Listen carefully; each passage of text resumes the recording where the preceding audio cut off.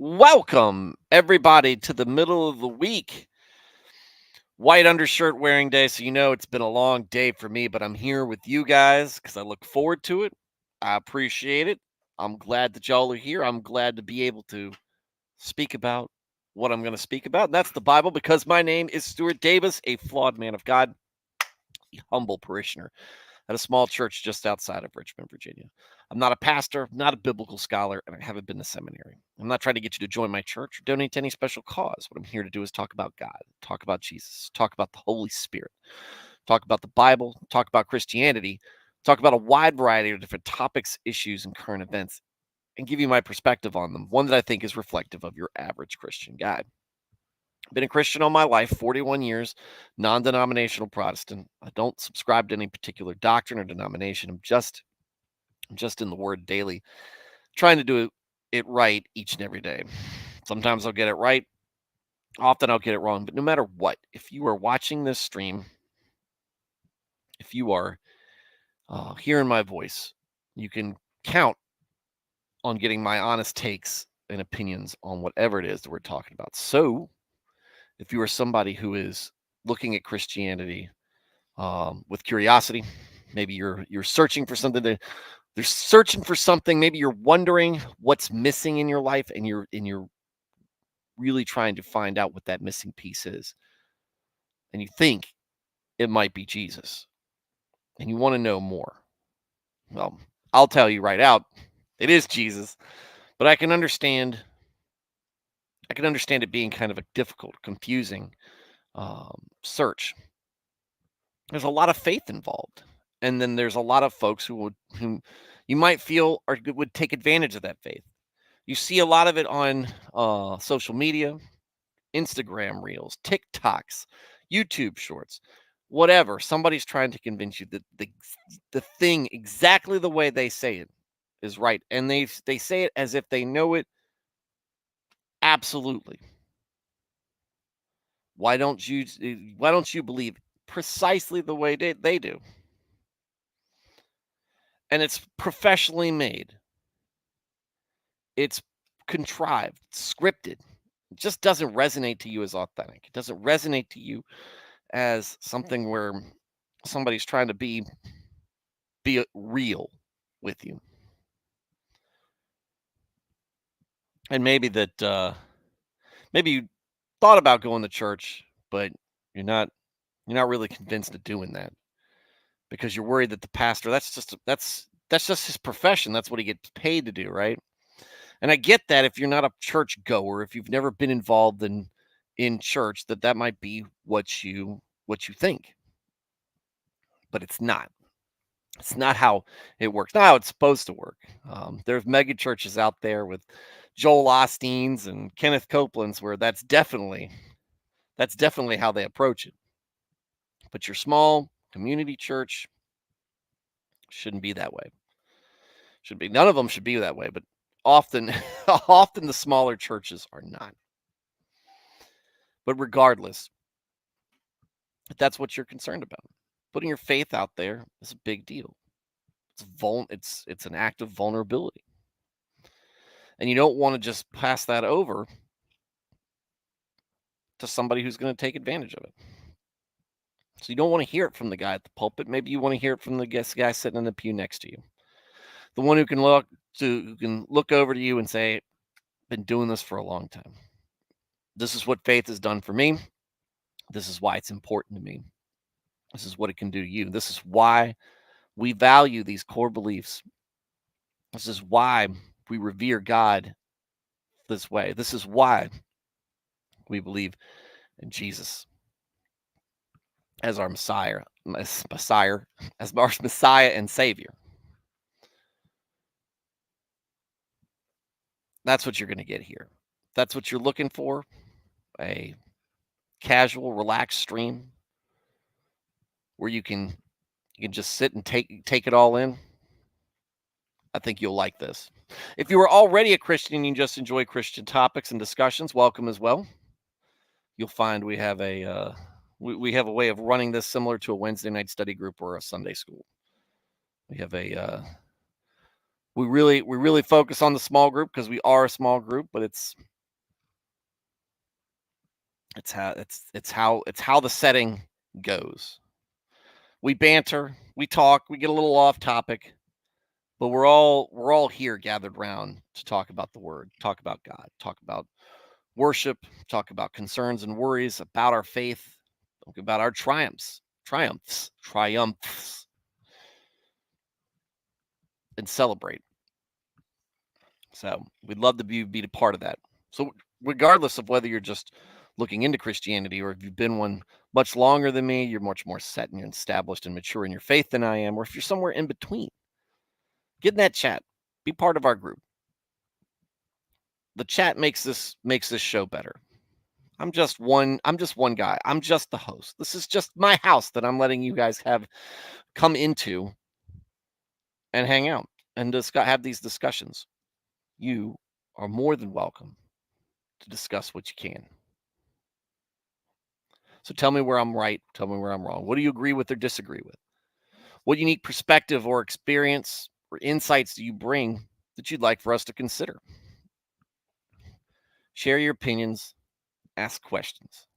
May not have answers, but we can all think about it. And if you like this show, hit the like button.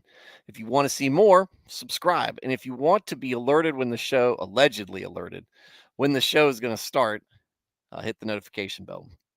We stream about this time every weeknight except for Fridays, or when I have softball, or when I have family commitments, because family comes first. This is a ministry that I do out of the kindness of my heart and as a sense of service for my fellow man, provide something like this.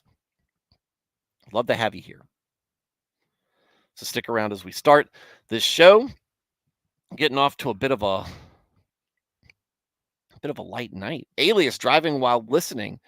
Drive safe, buddy. And glad to have you tuning in. I'll be aware that you are listening. Alex Moore, nice here early for the music. Hey, Alex, was it you who was reading the Mistborn series? I can't remember. I thought it was you. We were talking about Brandon Sanderson's Mistborn series. Somebody in the chat was. I'm halfway through the third book, maybe. But been enjoying it. What? No. Been enjoying that series. But it's been a it's been a long couple of weeks. So I'm looking forward to some relaxation as well. I'm gonna miss you guys. As a reminder for housekeeping, I'm probably the next couple of weeks. I'm probably gonna be very out of pocket. I've got other obligations. I've got family that's coming in for me to visit and hang out with, and that is a time for me to spend with them that I don't often get. You know, don't get it often enough. My brothers and his family very important to me, especially my brother, who I grew up with. We were at each other's throats, mostly me at his throat because I was the older brother and a bully. But as we got older and as we learned to appreciate each other a lot more, uh, thankfully, thankfully we grew quite close. Even though now we live many hundreds of miles away, and that means you can't just ride down the street and see him. You have to ride down several very long streets to get there. But it's always good to see them. Dad said I've been reading Canticles of Leibowitz. Very interesting if strange reads. Well, give me the plot setting. Give me the intro. What's the hook that's going to make me interested? Because as soon as I'm done, it's a six. I think it's a 6-part series. It's 3 stories, and then there's the Mistborn series. And I'm reading 3 stories, and then there's a prequel or a sequel trilogy. I can't remember, but I'll probably be reading into that if this trilogy closes out pretty well. But it's not it's not Lord of the Rings, but it's entertaining and it's original. I like a lot of the setting on Mistborn. Interesting goings on with the Southern Baptist Convention. They're having their annual meeting. There's a lot of opinions, a lot of amendments, and it has been one with a lot of discussion and arguing, and presidents are getting elected of the SBC, etc. So we want to pray that the Southern Baptist Convention can use correct discernment in leading and guiding that denomination or that group of denomination in the correct direction, right? So, what else? Oh, interesting read from the Methodists. I ran into had a lot of goings on with them. Last couple of last day, really. Last couple of days. Let's see if I can show you what I'm working with here.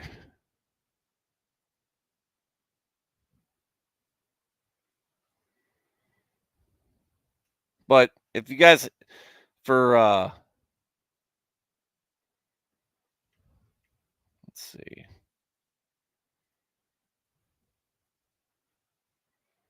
Where is it? If you guys don't know, Methodist Church, United Methodist Church specifically, but Methodists in general have completely lost the plot and are doing all sorts of weird things.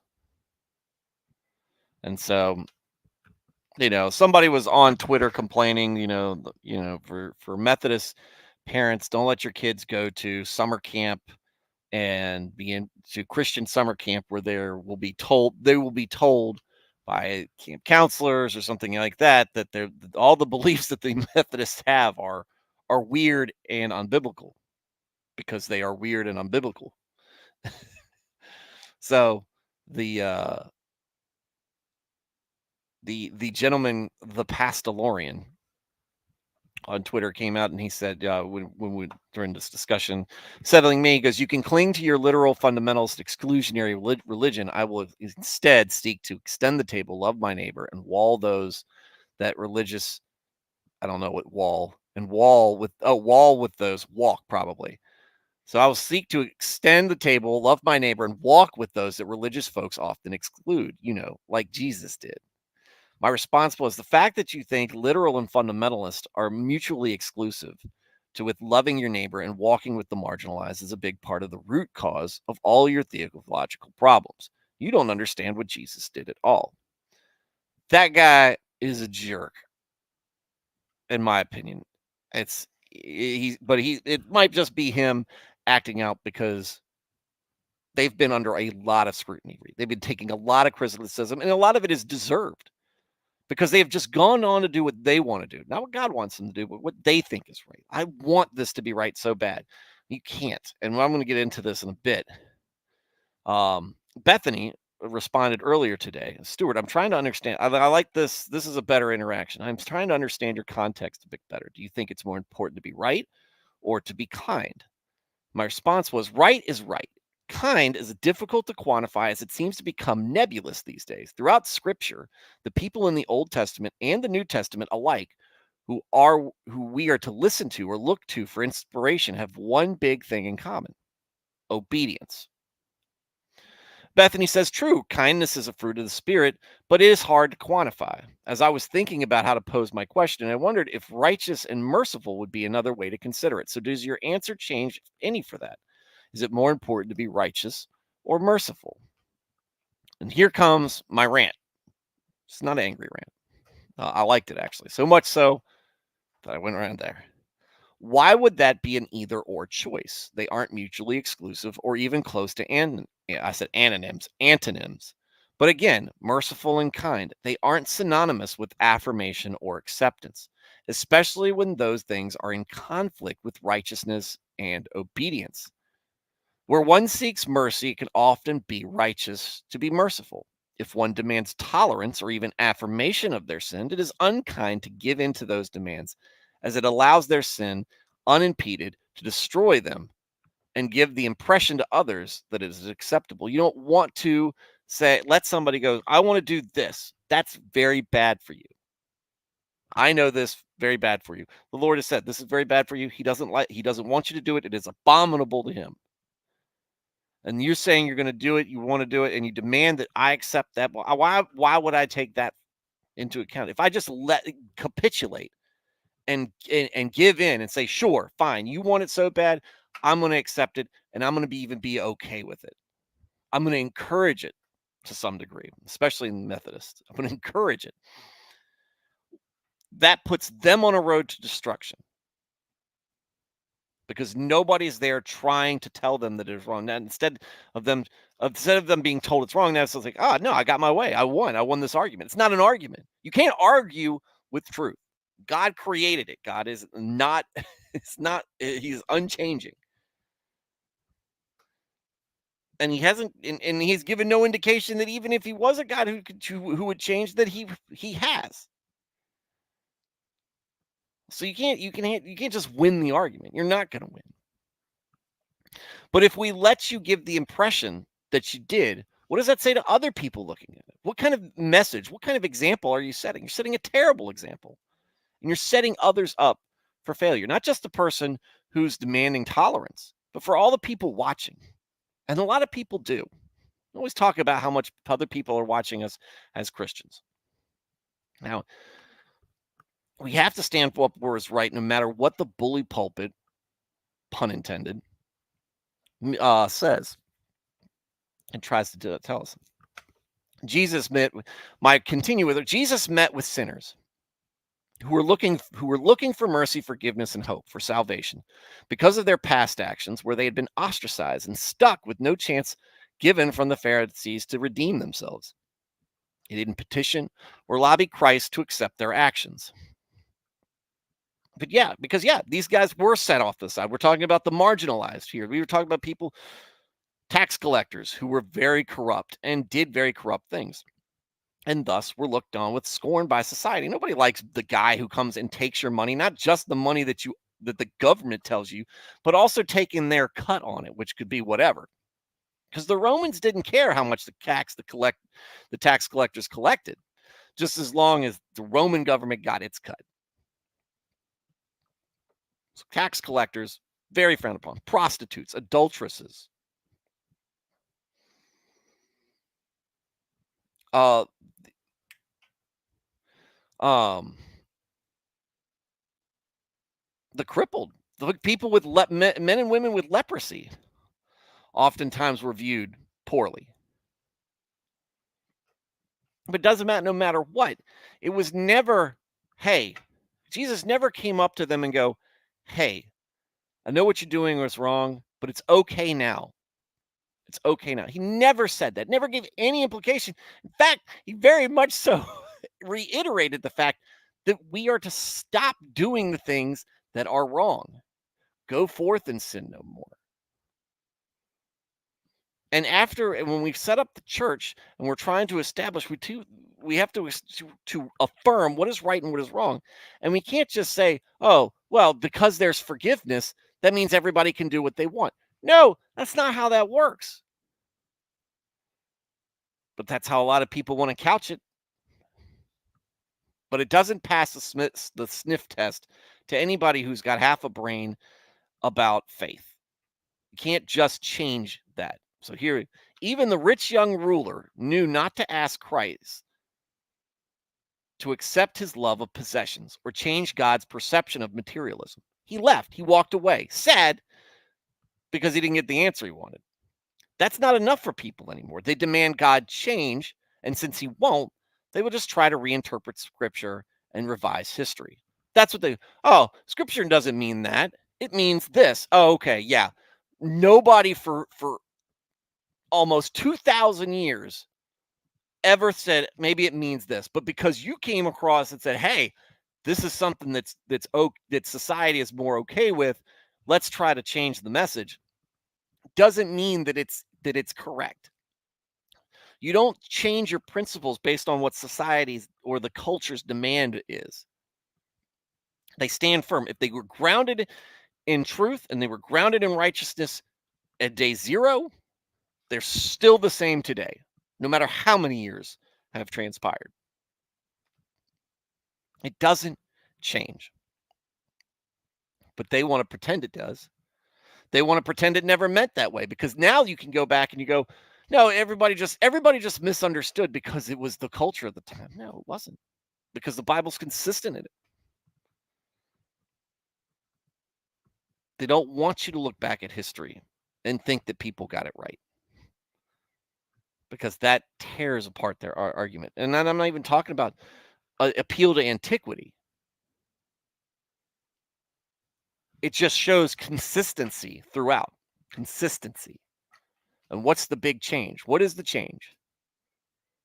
Pressure from society to change. And they fold. Just like they fold whenever society tries to change on different aspects, like the in Israel, when they were putting up Asherah poles or whatever they call them. But that's how it works now. And that's the sad thing. It's sad to see a church denomination fall to basically peer pressure, not peer pressure from fellow believers, peer pressure for people who want to be told that their sin isn't sin and that it's okay to do it now. That's not being kind. That's not being gentle or merciful. It's being hateful. It's being neglectful. It's being weak, unprincipled.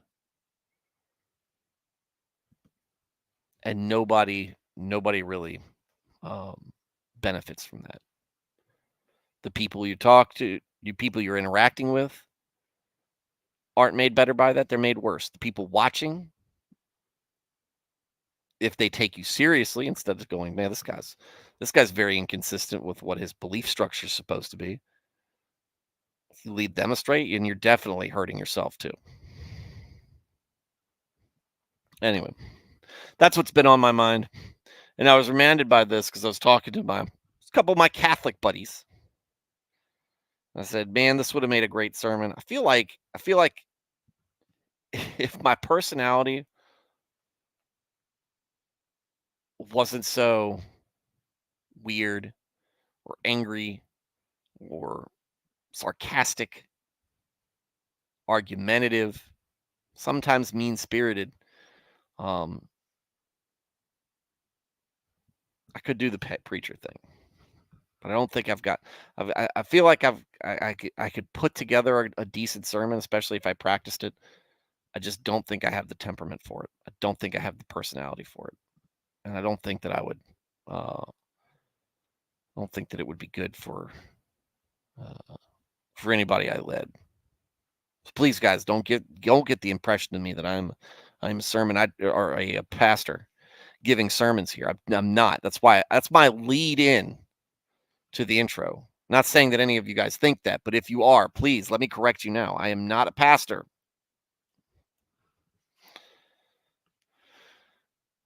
I'm not. It's not my. I don't think that's my calling. And if it is, I'm just not there yet. I'm not a biblical scholar, so I can't quote things to you as well as they can. What I can do is read the Bible and tell you how it makes sense. Just common, and try to study it and talk it over with you guys and listen to you guys go, hey, sounds right, or hey, dude, you're way off. Anyway, but we talk about wisdom. We talking about wisdom like we have been. Are you pasteurized? That's a good one. Oh, nah, I'm not gonna share that story. I don't need to. Let's see. Proverbs 8. Proverbs 8 tonight. All right, we'll get right into it. It's been a long day. Has he started reading yet? Not yet. You just coming in for the reading. Just coming in for the reading. I was picking on the Methodists, UMC specifically, who irritate me to no end.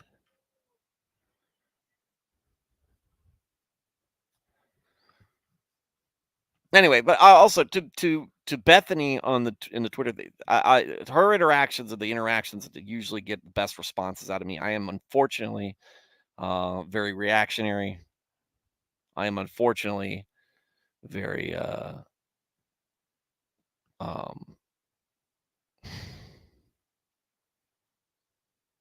sharp with my tongue, and so when somebody is doing something I feel is incorrect, intentionally being a jerk or whatnot, that was not in any way the way that she interacted with me. She wanted to ask an honest question on what I thought to this question, and I gave her a nice, well thought out answer. I felt nobody's going to respond to it, or because there's a bunch of Methodists, they're probably just going to hate it because they don't like being, Methodist leaders specifically don't like being told that they're doing something wrong. Okay, that's fine.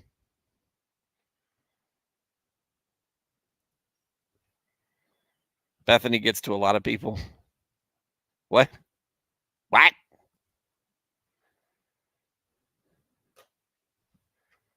Anyway, all right. The commendation of wisdom, Proverbs 8. Talk a lot about Proverbs or wisdom in Proverbs because that's what it's supposed to be. That's what Proverbs are, right? Little bits of wisdom. places to go. I love Proverbs and Psalms as we've been working through this.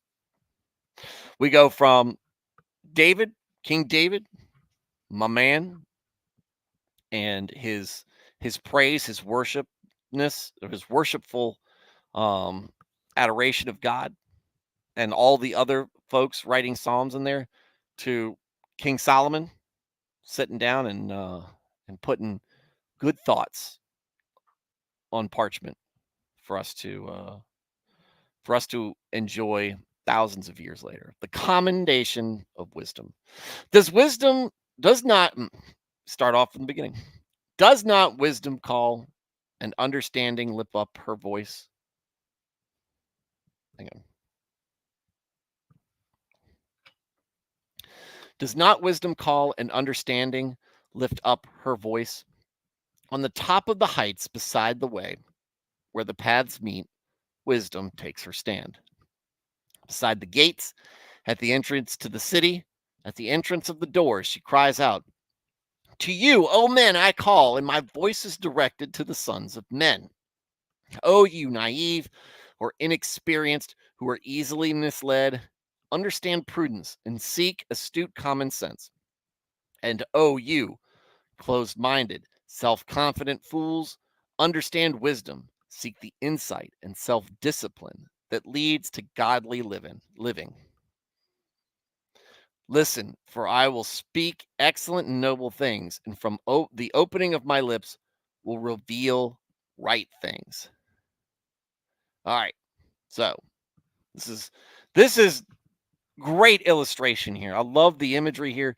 It's giving wisdom, and the ladies can brag that wisdom is depicted as feminine. Um, but wisdom, she gets up on this tall place where everybody can see her, calling out to men, "You guys out there, this is who I'm speaking to. All you out there who are gullible, easily fooled, because you've been sheltered, or maybe you're just because you're young and haven't been made cynical by life. Listen, to avoid that. And all you guys out there who think that you already figured it out, that you got it all figured, and you know what you're about, and you know wisdom, you're a very wise person, and so you don't listen to anybody else's thoughts. Listen to me. To the naive, understand prudence and seek astute common sense. You might not have figured it out yet. And maybe you recognize that you don't have it figured out. Why can I not get this daggone camera squared away? Well, you may not have figured it out yet. However, that means you need to take your time. I tell this to my son, especially, all the time. Take your time. Think about it. Slow is smooth, smooth is fast. That's right. Similar context here. Slow down. Don't make a rash judgment, right? Because you've got a lot of things that you haven't experienced yet. So there's a lot of surprises in store for you. Many surprises, as the saying goes, life comes at you fast. Many surprises aren't pleasant. It's not Christmas usually. Um, and so take your time. Think about what you're doing. Does this make sense?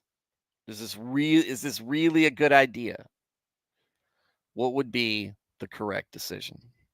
And to the guys who think they got it all figured out, fools, understand wisdom, seek the insight and self-discipline. Self-discipline. It leads to godly wisdom, godly living. Don't be too sure of yourself. Same thing. Wait, have a little bit of humility. Is there a chance I'm wrong on this? There's a difference between confidence in a surety in the Lord and just a confidence that you can just do whatever it is, you've got a handle on it. And then she says, "Listen, for I will speak excellent and noble things, and from the opening of my lips will reveal right things." When wisdom speaks, you listen, right? When God is teaching you a lesson, when life's teaching you a lesson here, it is important to understand. Sometimes it'll be before your decision, sometimes it'll be an after action review. But no matter what, make sure you gather it up. From my mouth will utter truth, and wickedness is repulsive and loathsome to my lips. All the words of my mouth are in righteousness, upright, in right standing with God. There is nothing contrary to truth or perverted, crooked in them.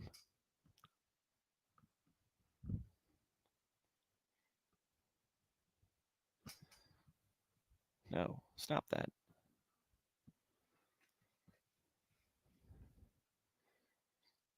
All the words of my mouth are in righteous, upright, and right standing with God. There is nothing contrary to truth or perverted, crooked in them. What are we talking about? Truth is truth, right is right. God created this. That wisdom is a product, a creation of the Lord. One that's reflective of the good, sensible things that there are in life. So if wisdom comes from God,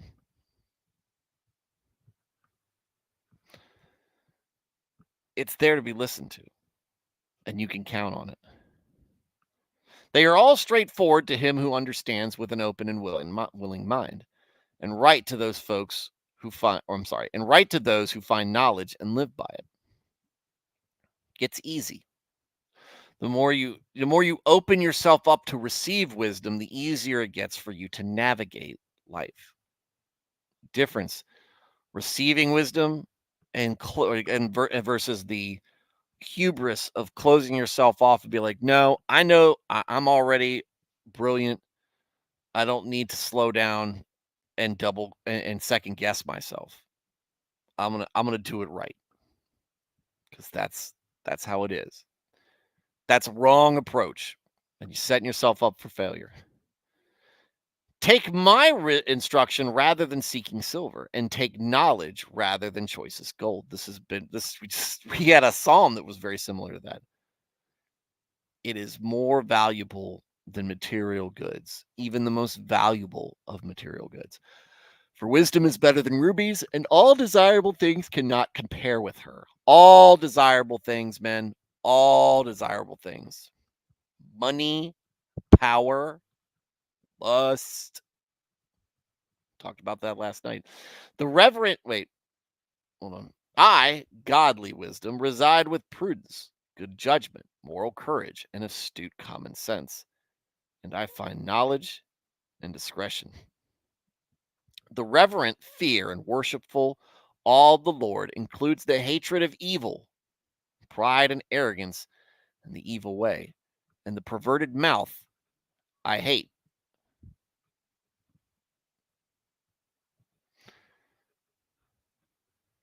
I need to the perverted mouth I hate. I need to temper uh some of some of my communication with my spouse. Um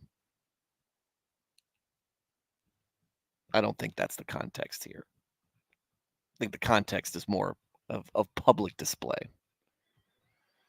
Um Good judgment, moral courage, astute common sense. Good judgment, right? Simply said, we all think we understand it. It's one of those things where sometimes you don't realize what it is until you've seen it in action, where something you think is good judgment, maybe it doesn't turn out the way you think. Or something that you think is bad, and then you're like, oh, yeah, well, that person must have used good judgment there. Moral courage. Moral courage seems to be the thing that we're lacking the most of.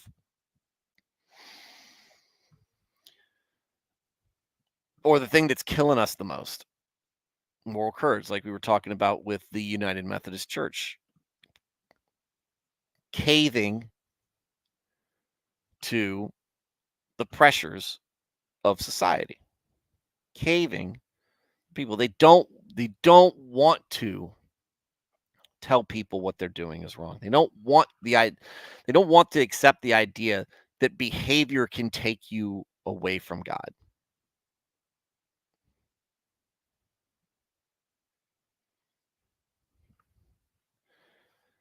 And so they, like I said, they give in and compromise. Once you start compromising, it really starts to get out of hand on what you become, what you'll begin to compromise with.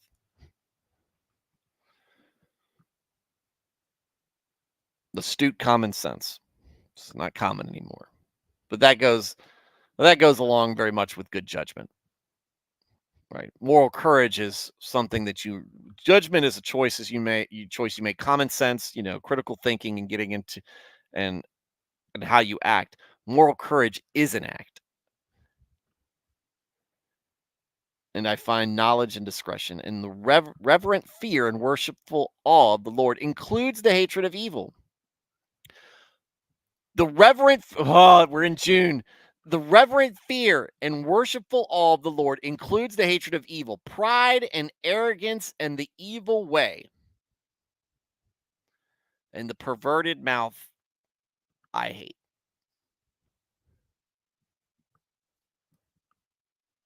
I could tell, I should and will tell you guys, you need to be introspective about this when it comes to your judgment, your moral courage, and your astute common sense. Good judgment and common sense, those are things um, that constantly take work. Moral courage, you're either using it or not. And you either need to sharpen it with something. If you have it, you need to hold fast to it. If you don't, you need to start building it up. But here, fear and worshipful awe of the Lord includes the hatred of evil. You have to hate evil because that runs contrary to the Lord. Evil is bad. We know this. We know this, but it has been obfuscated so much by people who want to get away with what they're doing. And we've heard the stories, oh, the conflicted hero with the checkered past and the dark brooding whatever. They were inundated with that. So everybody's like, well, you could still be a good guy. That's not that's not the point.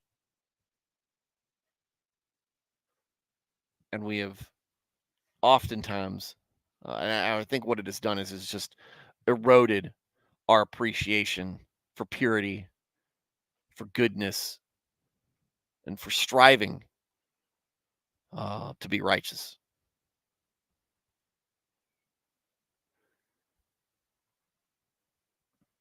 And on the other hand, like I said, I'll point out it's Pride Month. Pride and arrogance and the evil way and the perverted mouth I hate. Counsel is mine and sound wisdom. I am understanding, power, and strength are mine. By me, kings reign and rulers decide and decree justice.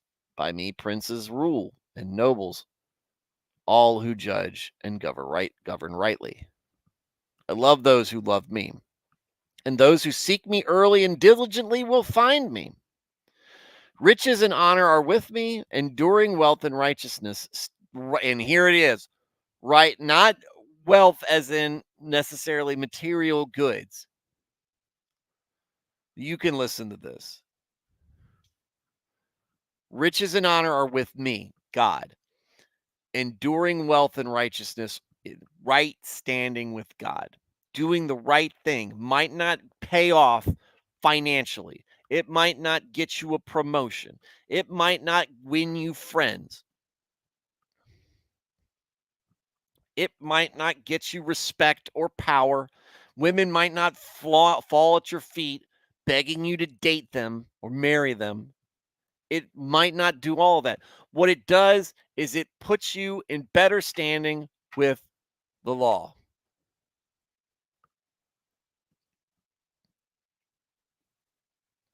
And what is more valuable than that? What is more valuable than God's opinion of you? What personal thing is with you? There's no cash value to that.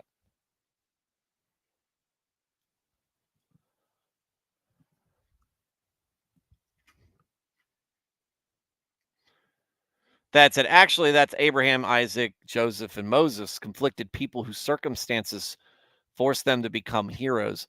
Um, I don't count Joseph in that. I'm definitely in the camp that Joseph was more aloof and not. There's two camps to that, and I don't blame or think people are dumb for thinking that Joseph might have been a little into himself. I just think it never says Joseph was a braggart. It never said Joseph did stuff that it does kind of lead you to believe he's a bit of a tattletale at times. But what I see from Joseph is um, a guy who um, probably babied, probably sheltered, and but loves his dad because his dad dotes on him. Um, and the things he gets, and may not be aware because he's probably so into himself, he doesn't understand the effect it's having on his brothers. Suddenly, they sell him into slavery.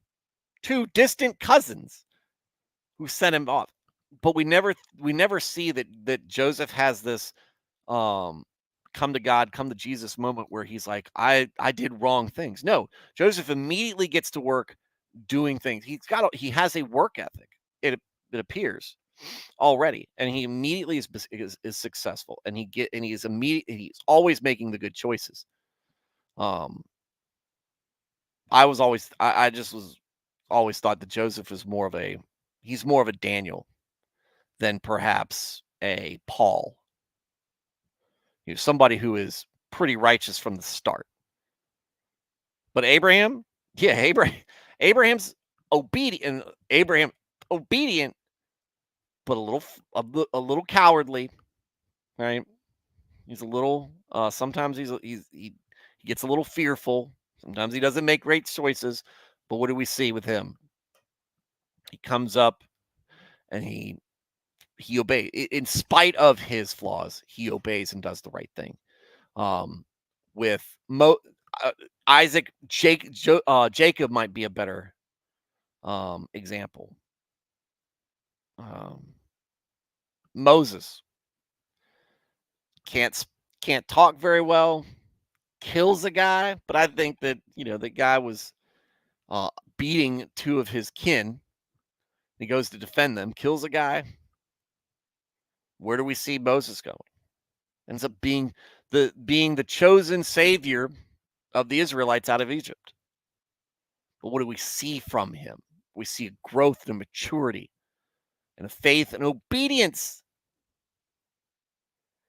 David, who's great from the start, makes a couple of mistakes, but always overcomes that with humility, repentance, and moving past it and learning from his mistakes. They're conflicted. They have checkered pasts often. But what is the story? It's not the story. Well, they use that to their advantage, and at the end, they save the day because of their flaws. No, what we see with them is that they overcome, that their faith in the God helps them overcome and do great things in his name for all of us, for the benefit of all of us, except for maybe the Canaanites. It's not good to be a Canaanite in the Bible. But that's what you have. That's not how it's taught, how it's depicted in media.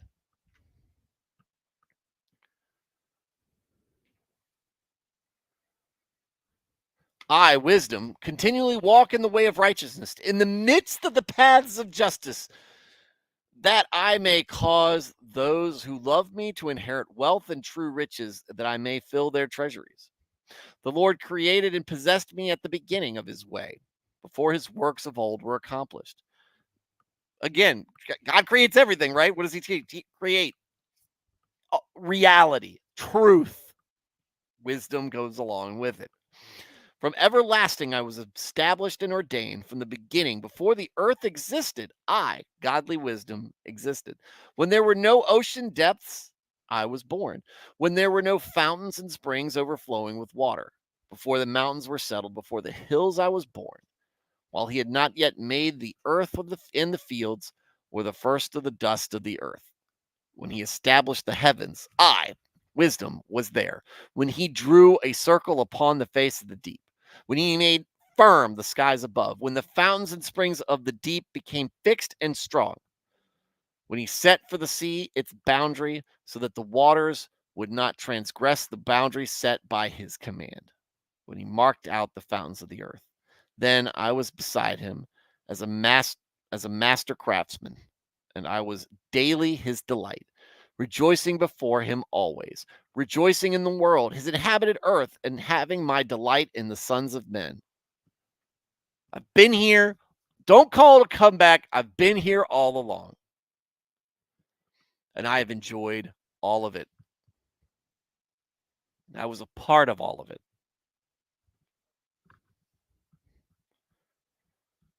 This is great. This is kind of like this imagery is kind of like Moses talking before his people in Deuteronomy, giving them the final send up. This is the idea of wisdom in personified coming up and just trying to say, this is why you should treasure what I am. Rejoicing in the world, his inhabited earth, and having my delight in the sons of men. Now, therefore, O sons, listen to me, for blessed, happy, prosperous, and admired are they who keep my ways. Heed and pay attention to instruction and be wise and do not ignore or neglect it. Blessed is the man who listens to me, watching daily at my gates, waiting at my doorposts. Whoever finds me, wisdom, finds life and obtains favor and grace from the Lord. But he who fails to find me or sins against me injures himself, and all those who hate me love and court death. Great. What a great proverb for why you should value for just kind of the essence, appreciating and understanding the essence of what godly wisdom is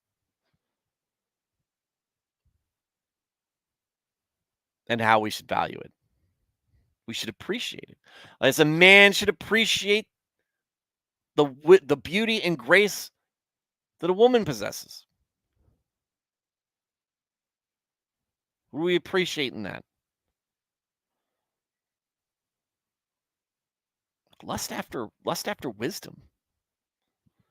Lust after the prostitute that we were talking about in the previous proverb.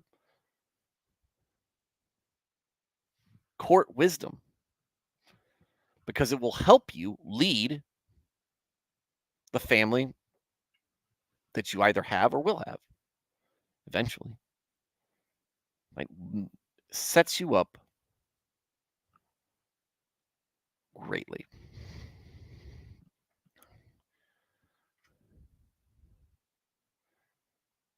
I need to go back to that. After we were talking about after nuclear war, people go after scientists. One Leibowitz, who goes into hiding with the Cistercians, he dedicates his life to preserving texts and starts a sect. The actual story is TTH sect a few.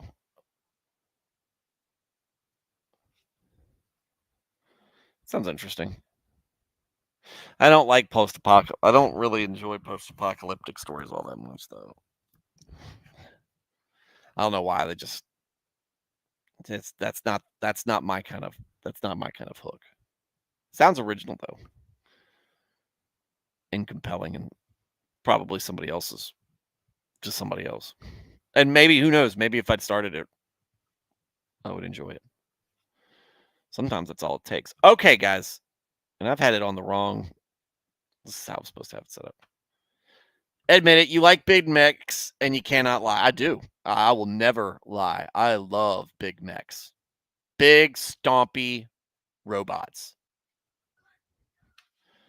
Gundam, Battletech, Titanicus, Transformers, big, stompy robots. Pacific Rim, Evangelion, those type of things. Exoskeletons, whatever that. What was that? Is it Exo Warriors? I can't remember that old cartoon from years ago. Anyway, all right. So that's gonna wrap up our writing or reading for tonight. Please treasure this. Please appreciate. I hope Exo Squad. That's what it was. Exo Squad. That was the first show I watched. Kids show on Fox. Exo Squad, where people died in the show, and I was sitting there going, "What? This can happen? What?" I thought, I thought it was like GI Joe. Everybody just shot at each other, and nobody ever got hit, but things blew up. Yeah, people died. It was so protected in rating they hit it on Sunday mornings locally. Yeah, it didn't last long either. Well, let's see, Exo Squad. Exo Squad.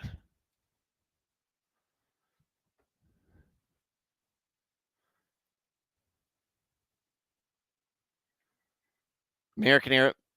Don't care about this. American animated television series created by Universal Cartoon. Set in the beginning of the 22nd century and covers the interplanetary war between humanity and the Neo Sapiens, a fictional race artificially created as worker slaves for the Terrans. Narrative generally follows Able Squad, an elite Terran unit of exoframe pilots on their mission all over the solar system. Ran for 2 complete seasons in syndication from 93 to 94. That sounds about right. When I was about my son's age, actually. 30 years ago.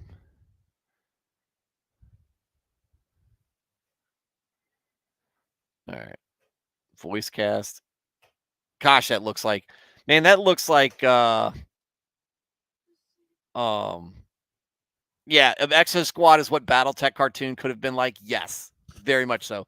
I was just looking at the screen cap, I was like, man, it looks just like the X-Men animated show. It is the exact same, that is the exact same art style.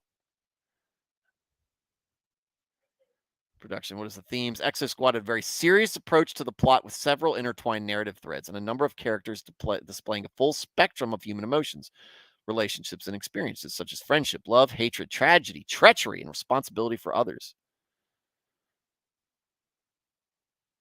Prejudice, racism, recurring themes in the series.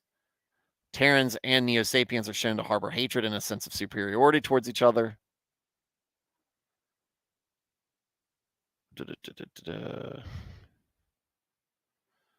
Oh, but it doesn't say reception though. Where it didn't give a reception.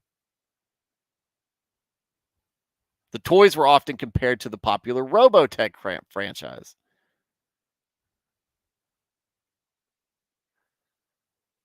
Robotech. Awesome.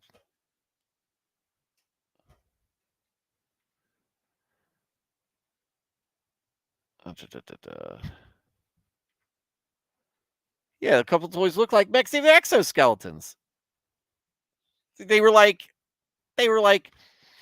take all the sheet metal off the sides of the Irby, and you've got the exoskeleton. Or crap, what are the little what are the little exoskeletons they use in BattleTech? They're always annoying in the Mech Warrior games because you're kind of like they're coming out there, you stomp on them. What? Elementals. Yeah, Toad Soups. Toad Soups. Elementals. That's what I was thinking about. Oh man, now I want to watch the show. Are they streaming? Exo Squad streaming? Probably not. Amazon Prime, maybe? No. Is it really on Prime?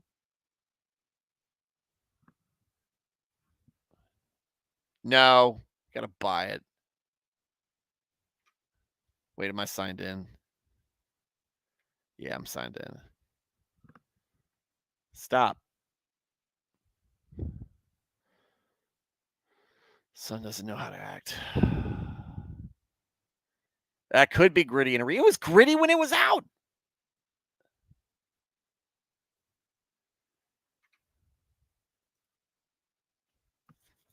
It